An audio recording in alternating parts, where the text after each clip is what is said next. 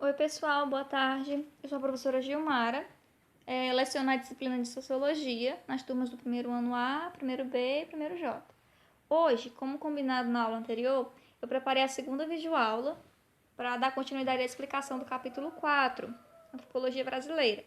Para a aula de hoje, nós teremos o tema A Consolidação da Antropologia Brasileira e o texto base para esse slide, que vai estar sendo usado na videoaula, ele vai se encontrar na página 85 a 87 do livro de vocês.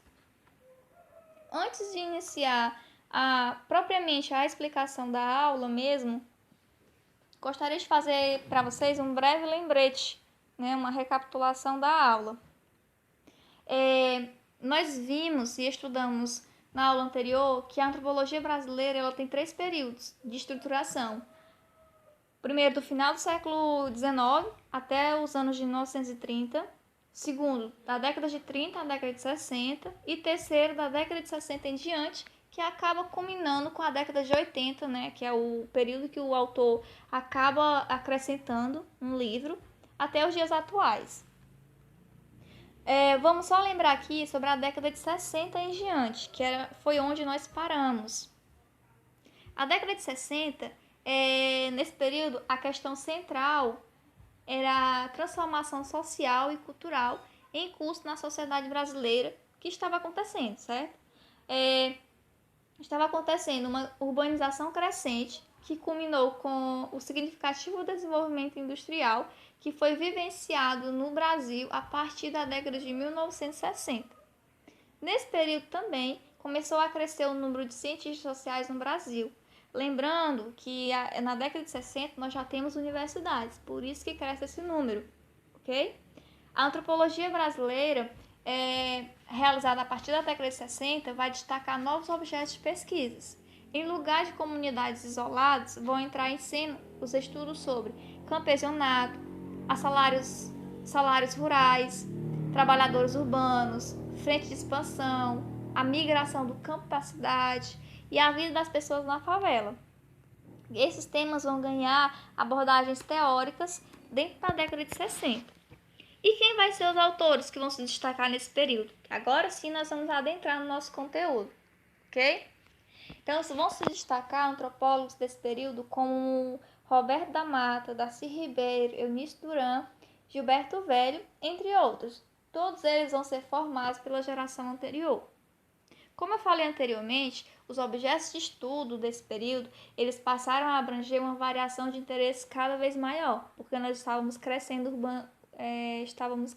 com a urbanização, com a industrialização. Então a antropologia ela se voltou para temas múltiplos dentro da cidade, no campo e entre as populações indígenas, certo? 2 preocupações ainda foram bem marcantes nesse período. Quais seriam elas, professora? Os efeitos da urbanização e da industrialização, lembrando que na década de 60 nós estávamos passando por um crescente processo de urbanização, e também as populações em situação marginal. Por quê, professor? A modernização no Brasil. Na década de 60, o Brasil está passando por um período de modernização. Ela vai alterar a situação do povo do campo, que agora eles vão passar a encontrar novas formas de trabalho assalariado.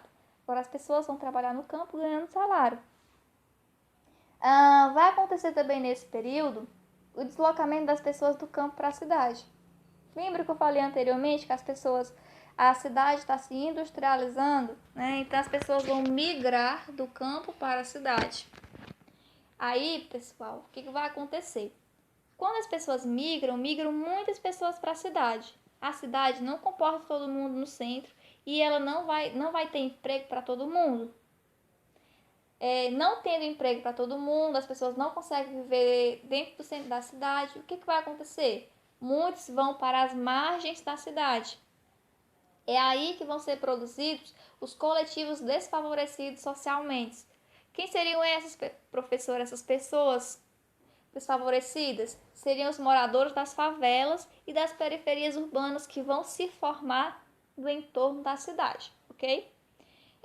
A modernização ela também vai afetar as populações indígenas. O avanço tecnológico, o avanço do capitalismo, ele não respeita fronteiras, ele não respeita limites territoriais. Então ele pouco se importa se tem um território que é exclusivo, que é reservado para os indígenas, que são terras de seus ancestrais. Isso porque o capitalismo ele só pensa no lucro, ok? Então essa é a população indígena ela foi muito afetada pela modernização no Brasil. E esse foi um alvo de estudo da antropologia de 60, da década de 60.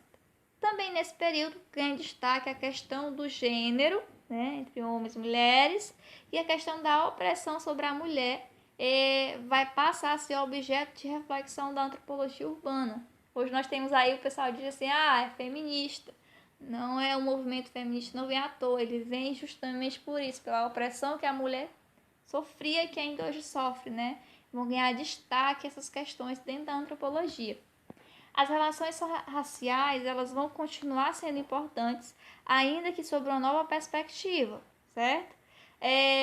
Vão ganhar também, vão ser desenvolvidas também temas relacionados a grupos etários, como estudos dos jovens e estudos de idosos. Trago para vocês aqui uma foto do garimpo do Parque do Xingu, que é uma reserva destinada aos indígenas, ok? E nós vemos dentro dessas terras um garimpo, né? Ele está invadindo as terras indígenas, porque eles estão pensando no lucro, no capitalismo aí, sem pensar nas terras dos indígenas. E o que é muito triste, né? Você vê as terras indígenas sendo invadidas. Constantemente, se você abrir as páginas de notícias nos jornais, você vê que a vez ou outra um entrave, né, entre fazendeiros, garimpeiros e indígenas, né? Essa disputa territorial, onde a gente sabe que é do indígena, é direito dele o território, mas que, em prol do capitalismo, as pessoas estão invadindo, tomando as terras dos indígenas. Daí a grande importância de órgãos como a FUNAI para defender as terras indígenas, que é direito deles. Uma diferença marcante em relação ao período anterior, né, anterior à década de 60, ligada ao uso mais organizado da categoria de etnicidade, é que os antropólogos eles não vão mais imaginar as populações indígenas como inversamente aculturadas, como se elas fossem sofrer aculturação ou incorporadas à sociedade nacional. A perspectiva anterior, ela apresentava um olhar pessimista a respeito da inevitabilidade do desaparecimento de certas sociedades e de suas diferenças e especificidades, quando colocadas em contato e em confronto com a sociedade nacional. Então, eles achavam que era inevitável uma sociedade desaparecer e que elas seriam sim aculturadas quando uma sociedade ela é uma menor, ela assimila a cultura do maior, caso isso aconteceu com os indígenas. Essas populações passaram, dentro da nova perspectiva, a partir da década de 60, a ser observado do ponto de vista dela própria, e não pela ótica de quem observa, do estudioso que está lá, que se encontra dentro do Estado Nacional. Ok? Entretanto, esse movimento, por mais que observasse as populações a partir delas próprias, ainda se diferenciava ao entendimento da sociedade nacional, para a qual, segundo Roberto Cardoso de Oliveira, o indígena, por exemplo, aparecia como um incômodo em alguns estudos, ele observou. Né? Por mais que eles fossem observados a partir da ótica deles próprios, a partir da cultura deles, eles ainda assim apareciam como um incômodo para a sociedade. Partindo do interesse pelo contato interétnico, né, do contato entre duas etnias, os estudos de 60 eles passaram a observar a política interna da população indígena, profundamente afetada pelo contato com a população branca. Os processos que levaram as populações indígenas a se urbanizar também foram examinados. Então, a partir da década de 60, o que vai ser observado dentro das comunidades indígenas? Vai ser observado as mudanças que elas sofreram por terem contato com a população branca, né? E o que foi que levou elas a se urbanizarem? Porque você vê hoje em dia, você imagina que o indígena ainda vive na oca, né? Ele ainda come peixe, vai caçar o peixe ali toda hora ele não tem nada de capitalismo, mas você vai olhar lá na tribo, ele teve que se urbanizar porque o contato com o branco, né, de certa forma, o aculturou. No entanto, vale ressaltar que ele também acaba aculturando o branco. Isso não é uma conversa para agora, mas depois eu faço uma aula para isso. A noção de etnia possibilitou aos antropólogos desse período uma reflexão sistemática sobre as populações em estudo e permitiu entender as relações raciais, as populações indígenas, os imigrantes e seus descendentes. Os estudos da antropologia indígena, que também são conhecidos como etnologia indígena, ele cresceu sobre a influência do trabalho de Lévi-Strauss, que vai estudar os ritos, vai estudar os rituais de passagem, e que foi um grande antropólogo no mundo e também para o Brasil. Nesse contexto, a antropologia brasileira vai passar a buscar uma dimensão mais abrangente, refletindo sobre os avanços do capitalismo no universo rural e a emergência da criação de um proletariado rural, entre outros temas. Vão ser produzidos a partir da década de 60 estudos com focos mais restritos que se concentravam em aspectos como religiosidade, estruturas familiares, hábitos alimentares, né? E diferenças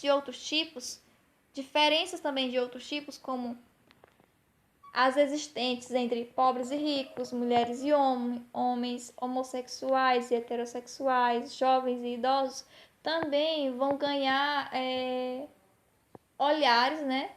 Vão demandar um novo conceito e uma nova análise. Por isso que nós vemos aí constantemente trabalhos produzidos que há uma crítica muito grande, por exemplo, entre ricos e pobres, né? Uma crítica social, então é muito importante essa crítica social. A partir da década de 70 vai ser construído o conceito de identidade, né, que passou a ser referência principalmente nos conceitos citados acima. E nos casos em que as demarcações e diferenças coexistentes em um mesmo contexto, por exemplo, as relações urbanas, em que as diferenças de renda e de etnia são presentes juntinhas ali, né? Juntinha, elas necessitam de um uso de um conceito de identidade juntamente com o conceito de etnicidade. Super interessante isso. Na década de 1980 em diante, o número de antropólogos ele vai aumentar exponencialmente. O que é isso, professor? Exponencialmente? Muito rápido, muito grande, né? Muito grande mesmo. Se lá na década de 30 nós tínhamos 60 antropólogos formados, agora, na década de 60, nós vamos ter 2.000 antropólogos formados. Então, é muito antropólogo formado em pouco tempo. O universo tão maior, é claro também que os objetos de pesquisa serão cada vez mais variados, certo? A gente vai ver que a influência do mundo contemporâneo ela vai se fazer sentir dentro da antropologia. Hoje nós vamos ter agora, né, estudos sobre as relações sociais dentro da internet. Nós vamos ter estudos sobre as tecnologias reprodutivas, sobre os novos campos da ciência, ok? Nós vemos aí vários estudos sobre as redes sociais, sobre as tecnologias, sobre as tecnologias reprodutivas, que no caso as técnicas de trabalho também. Outras características da antropologia mais recente, que é a partir da década de 80, é o crescimento vertiginoso da antropologia urbana, que é uma antropologia que nós vamos ver na próxima aula, em relação à antropologia indígena, ou seja, ela vai crescer bastante. Essa massificação da antropologia gerou novas perspectivas teóricas e na etnologia brasileira, francamente, né, ela faz uma crítica à ideia de contato itinerário.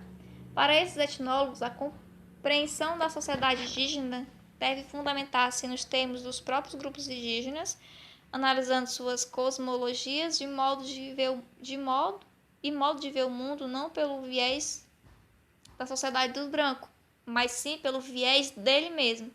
Em contrapartida, está em curso os avanços das relações entre diversas antropologias nacionais. Os antropólogos brasileiros têm circulado mais e empenhando-se, né, em conectar universos diferentes, como, por exemplo, estreitamento entre sul-sul, ou seja, entre países não desenvolvidos e desenvolvidos. Assim, o século XXI é marcado pela internacionalização e pela circulação da antropologia brasileira. É isso, galerinha. Até a próxima aula.